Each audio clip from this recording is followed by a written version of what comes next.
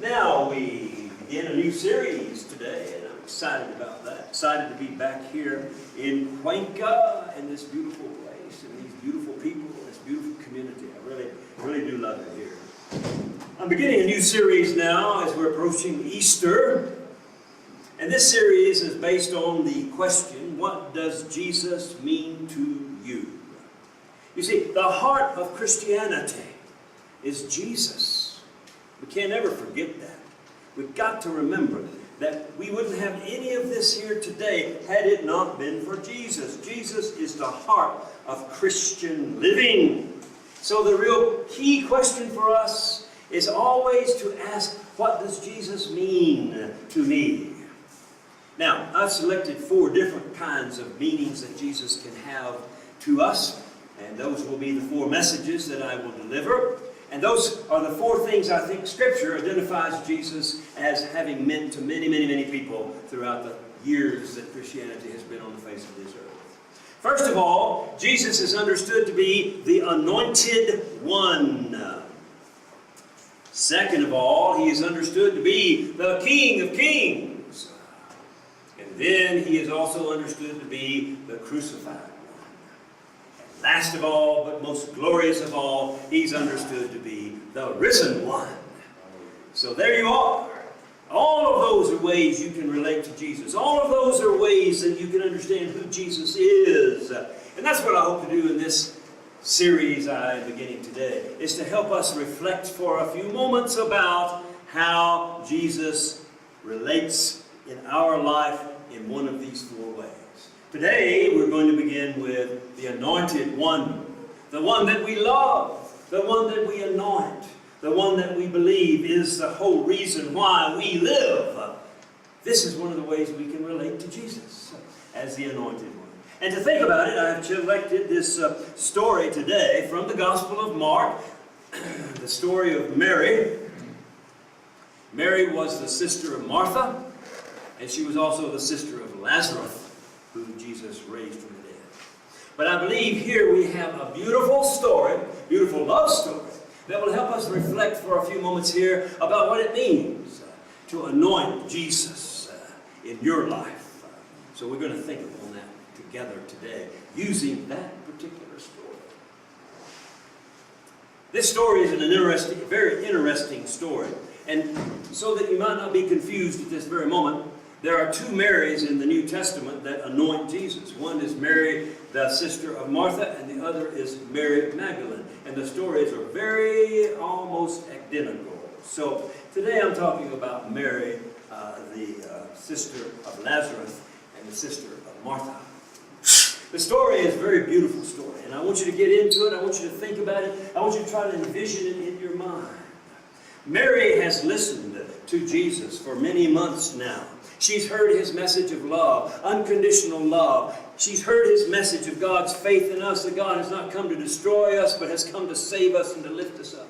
She's listened to all of that. She's seen her brother brought back from the dead. She herself has been brought back from the dead through his words. She is literally in love with Jesus, soulmate to soulmate. She now understands what life is all about because of him. She now understands what her purpose is, what her meaning in life is because of him. She understands now who she is supposed to be. She understands now what love is about and what unconditional, accepting, forgiving love is all about and why that is so important. And it's changed her life, and she feels so joyous and so glorious to know Jesus. She's so excited to know Jesus. She is so filled with joy to know Jesus. And there's a dinner being given in his honor. And she says to herself, I've got to let this man know I love him more than anything else in the world. I can't keep my love secret anymore, she says. You know, this man has saved me. This man has lifted me up. This man is the only reason I can ever think of to live again and to continue to live in this world. This man is the one I want to give my whole life to. So she said to herself, how can I show him how much I love him? It was a gathering of The Jewish people that were in favor of Jesus in those days, they were having a dinner in honor of him. And in those days and in that culture, of course, men were the ones that all got to sit at the table and eat, and the women were the ones that got to serve. Glad we moved past that. But anyway, that's the way it was back in those days. And Mary and Martha were serving the dinner, and the men were all eating, the teachers of the laws, the Pharisees, they were all there. Jesus was there. And here comes Mary. She comes in with a jar filled with perfume, the most expensive perfume you could buy in those days. It was called nard. And this jar held about a pound of it. That was enough to last for years and years of anointing dead people. That was the main reason it was used for. And she comes up to Jesus, who is sitting there. He's waiting for his feet to be clean, because that's what they did when they had their dinners. They had the bowl and they put their feet in the water and they have them clean. And she kneels down in front of Jesus, but instead of cleaning him with the water, she pours not just a little bit of this perfume, but the whole bottle on his feet. And the crowd is amazed. And the whole room begins to fill with this beautiful, beautiful aroma. And then she takes her long, beautiful black hair and she dries his feet. For perfume. Of course, she's criticized for this. Judas jumps up and says, why didn't we sell all that and give it to the poor? That was a horrible thing. Why did she waste all of that? But Jesus says, leave her alone. She's done a beautiful thing. And he explains why he thinks it's so important to leave her alone. He says, listen, that perfume was saved for the day of my burial, but she has decided to use it now while I am yet alive. In those days, you honored prophets after they were dead, but she was honoring Jesus while he was still alive. It's a beautiful story. It's a story that is filled with the passion and the love that Mary had for Jesus, and the fact that she needed to show it right then, right now, in a real, real way. That's what she did. Well, on our trip to San Francisco, we had to take an airplane because walking is not an option. I hate taking airplanes these days, as I think most of you do as well. They are so crowded. There's not an empty seat left on any plane I've been on, in any of the trips I've taken recently. Nowhere. Crowded with all these sick and coughing people. Yeah, for 8 or 9 hours you put yourself through that. But anyway, we were sitting in this 3-seat thing. They always have that. And Rebecca and I had the 2 inside seats, and we drew straws, and I got the middle seat. There it was. But this nice young man sat down next to me on the outside aisle. Very handsome, beautiful smile. I couldn't tell if he was Ecuadorian or Peruvian or Panamanian, but anyway, he was really a nice-looking young guy. But I could tell he was extremely nervous. He was looking around this way, looking around that way, looking at me. And you know, in those confined quarters, you can't really just look away. Here we are, we're just kind of looking at each other. I could see he was wearing a tan shirt that you would see service people kind of wear. It looked like a technician of some sort. And he had his name sewn in red on his shirt, and his name was Diego. I smiled at him, he smiled over me. And I knew he was not a frequent flyer, because he was reading the safety instructions. Nobody does that anymore. And worse than that, he was looking for the exits, you know. I knew. I said, this man hadn't flown much before. I don't know what the purpose of his flight was, whether he was going to Panama for some business or coming back to Ecuador or whatever, but I could tell that he was nervous. And we taxied on out onto the runway, and the plane began to slowly start down the runway. And I saw him do the Catholic cross. And I thought, well, that's nice. Most young people these days don't care about religion. But he seemed to really want to remember God's presence in his life as we were taking off. And he put the safety instructions back into the little little pocket up there. And I happened to look down and I saw that this plane is a Boeing 737 Series 800. Is it a MAX or not? Wow, who knows? You know, I know they're grounded most of the world, but maybe not between Guayaquil and Panama. So I felt like maybe I needed to do this as well. But we begin to go on down the runway, and the plane began to pick up speed, and you know how it begins to kind of shudder and get ready to go.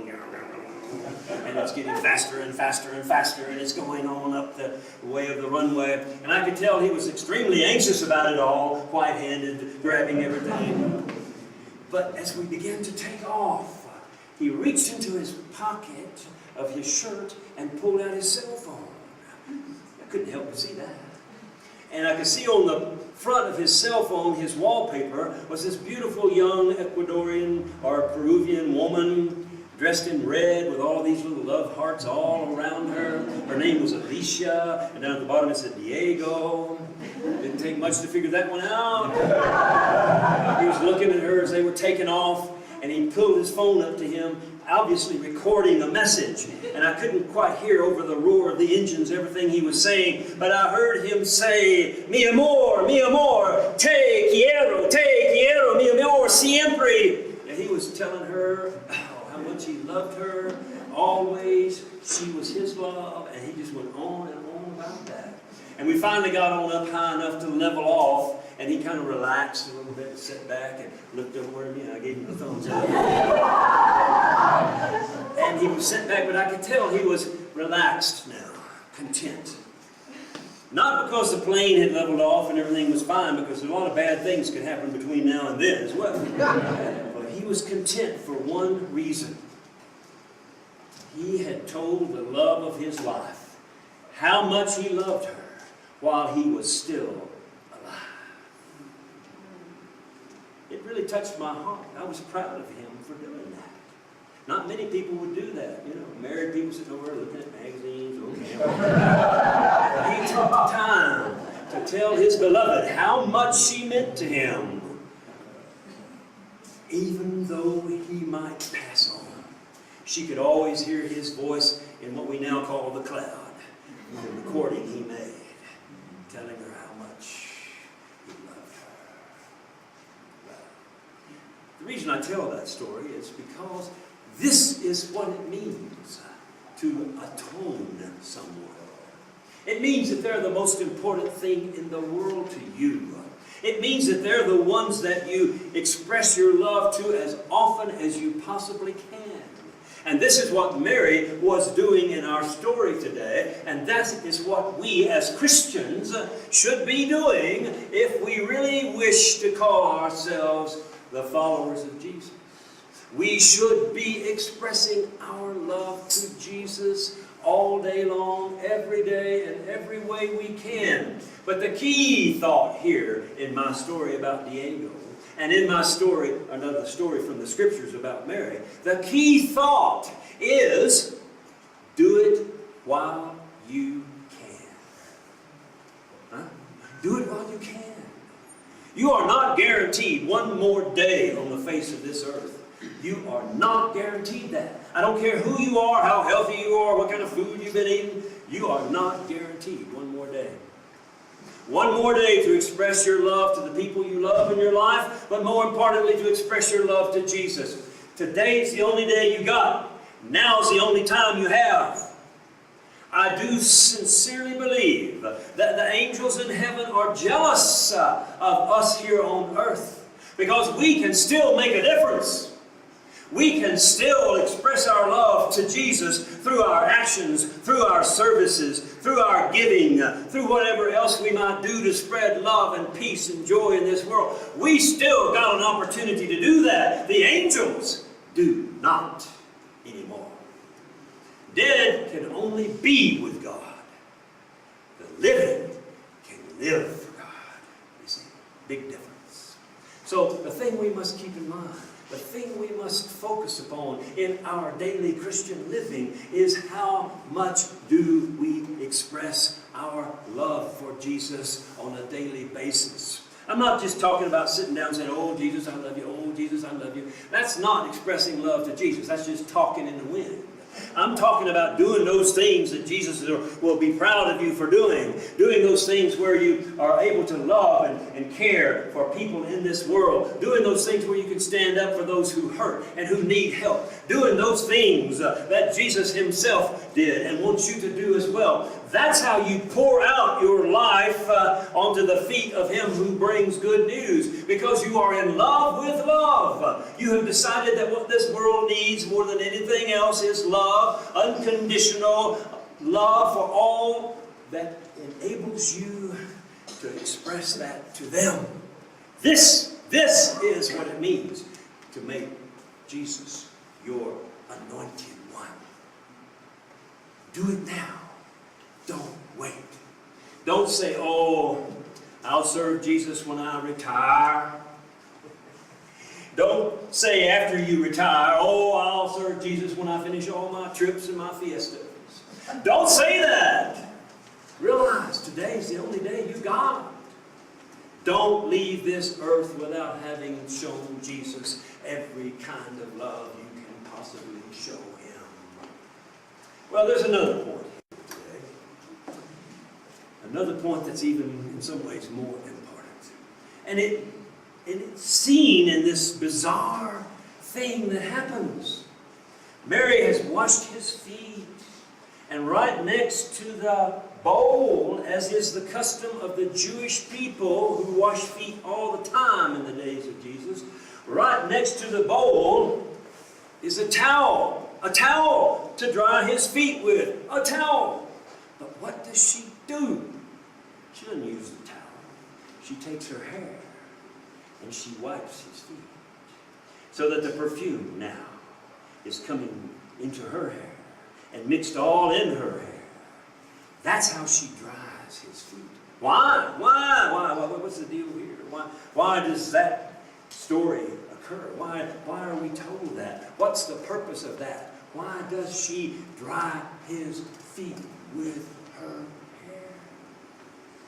The feet that she dried were filled with this perfume, strong perfume that you couldn't wash off hardly ever. And now she has it in her hair. And now she can always remember Jesus from the scent that is in her hair. Because she knows, she's heard the rumors. The Jewish people, they are against Jesus far and large. They want to turn him over to the Romans to be crucified by the Romans. The leaders of the temple, the teachers of the law, all of these people want to get rid of Jesus. They've attempted to assassinate him once. It's not long before somebody somewhere is going to take Jesus from her, and she wants to be able to remember him for the rest of her days. It's amazing that only 8 days later, he's arrested, crucified, dead. So she has this perfume in her hair, and she can remember Jesus. While I was gone, we lost one of our members here. Many of you may not have known him. He was a quiet man. His name was Charles Self. He attended here fairly regularly for a year and a half. But he was in extreme pain, Charles was.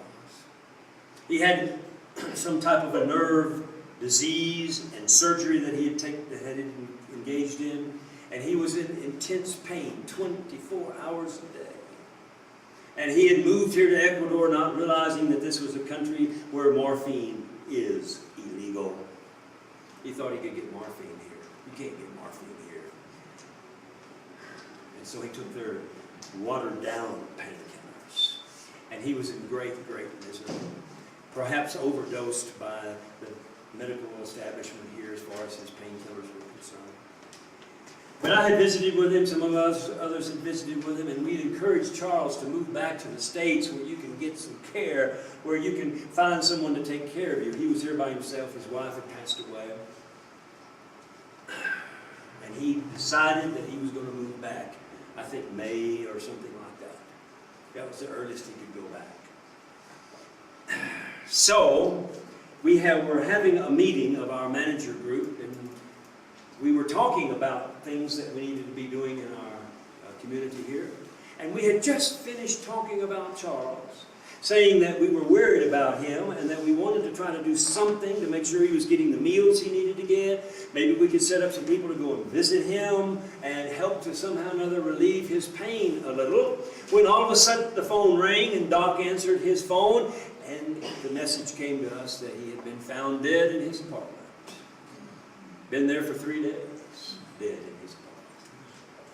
And the police who were there, the district attorney who was there, were getting a message back to us because we here at ICC were the only people that they had any awareness of that might be able to do something.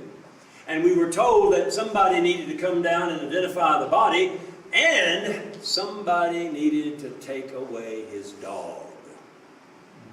And we all knew his dog among us managers. The dog's name was Thor, T-H-O-R, the Greek god of war. And Thor is a beautiful Shetland dog, sheepdog. Looks like Lassie. I grew up watching Lassie. And beautiful, just gorgeous dog. And we'd always enjoyed visiting with Charles and Thor if we met them on the street. My last memory of Charles was when he was crossing over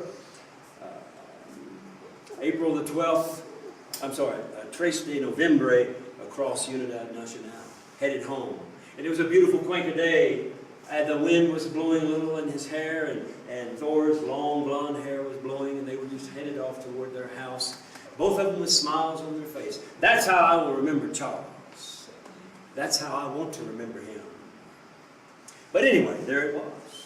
We needed to go. And so among ourselves, the management group, Louisa agreed to take Thor into her house. I had a pickup. I said, I'll be glad to carry him there. Carla said she'll be glad to go along with us. And Doc would go home and start trying to find the number of Charles's son to convey the message that he had passed away. And so we organized to do it that way. And we went there to the condo where Charles had been residing. And when we got there, we saw a strange thing. There was a large number of men, young men, dressed in hazmat suits because there had been a lot of decay and odor, and it was horrible up there in the apartment. There was police there, but all of them were standing in the lobby. Nobody was doing anything. And we were like, well, maybe they're just waiting for us to identify the body. But that was not the reason. We soon found out why. Nobody was doing anything. It was because of Thor. His master was laying dead on the couch. And anytime one of those men tried to touch Thor, he just told them, not today. You're not taking my master away today. And he growled, and he barked, and he let them know, even though he'd been locked up in that condo for 3 days with no food, no water, no bathroom breaks, he let them know, I'm here to defend my master, and my master is not going to be taken away, and so you had better just back off.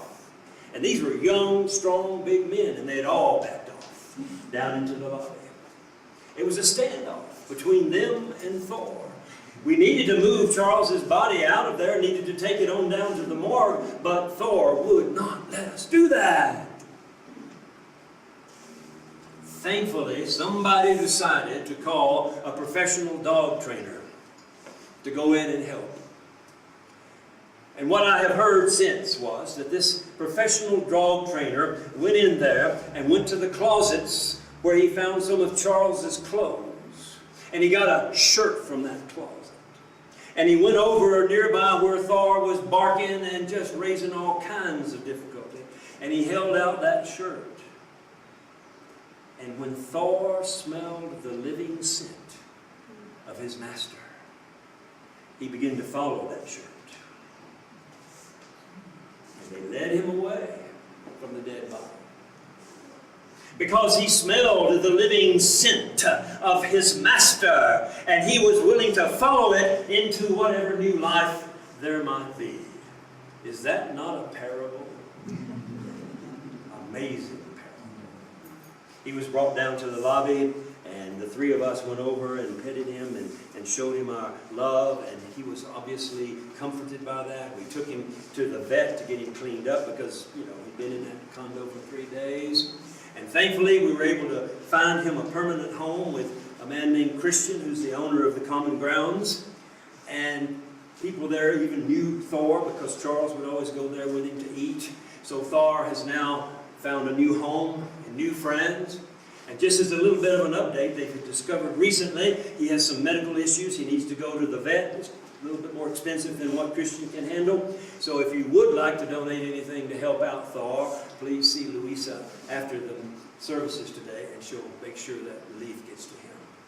But the point I want to say, the image I want to leave with you today, is this image of Thor, who had been so violently concerned about people touching his master, who had been completely upset and who had been completely filled with anger about this strange people in white suits trying to take away his master. All of a sudden, when he smelled the scent of his master, he calms down. He calms down. And he's willing to walk away. I want you to keep that in your mind. I want you to keep that message in your mind. Because you see, the world in which we live constantly tries to take our master away from us. The world in which we live here today tries to constantly get us to forget what the scent of Jesus is like. The world in which we live here today wants us to forget what love smells like. They would be much more interested in us learning of what division smells like, and anger smells like, and hate smells like. But if we are to be the followers of the Master, we need to remember what love smells like. What peace, both internally and externally, smells like. We need to be those people who remember what joy in the midst of this horrible world smells like.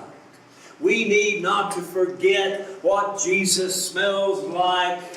We need to remember what His love is all about. And we remember it because we have immersed ourselves in a community like this, in which the scent of that love rises up, and we now have it all around us. So we can never forget it. And we will not be misled when somebody says it's love to do such and such a thing that hurts other people.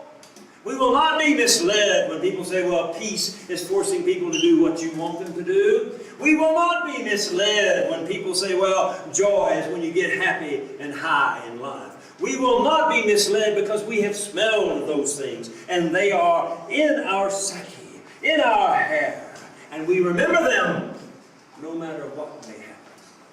So, this story then presents us with two very important understandings of what it means to anoint Jesus as the one that you truly, truly love. The first one is simply this: love Him now, today, because you may not have tomorrow to do it. Do it while you can. Stand up for love, joy, and peace, faith, patience, kindness. Stand up for that now. Don't wait until it's too late. Do it now. And secondly, breathe in that love. Let that love surround you. Let that peace surround you. Let that joy surround you. So that when the world tries to take your master away, when the world says, we're going to take away this one you've loved, you will not be misled because you still have the scent. You still have the smell. They say once a dog gets a smell in its brain, it never forgets it. That's how Christians should be. Once you've got the smell of Jesus, you should never, ever forget it. There's one final thing. Today is our Communion Sunday. And it fits beautifully because this story that I've just shared with you took place at a dinner in honor of Jesus. We have a dinner here in honor of Jesus. But the question I present to you right now, the question I ask you to think about today is, how will you come to this dinner? How will you come to this table? Will you come as if it is just a routine? I can take communion any day. No, never mind. Or do you come as if it was a ritual, something that you were duty-bound to do? Got to do it, got to do it, got to do it, got to do it. Is that how you come to this table today? Or do you come as Mary came a long time ago, with love in your heart for Jesus, and the realization that today is the only day you got to show Jesus your love. And that today is the only day that you can remember what that smell is like. Is that how you come to this table today? If it is, then you'll understand why Mary poured the perfume on his feet, and you will understand why she put it in her hair. Amen.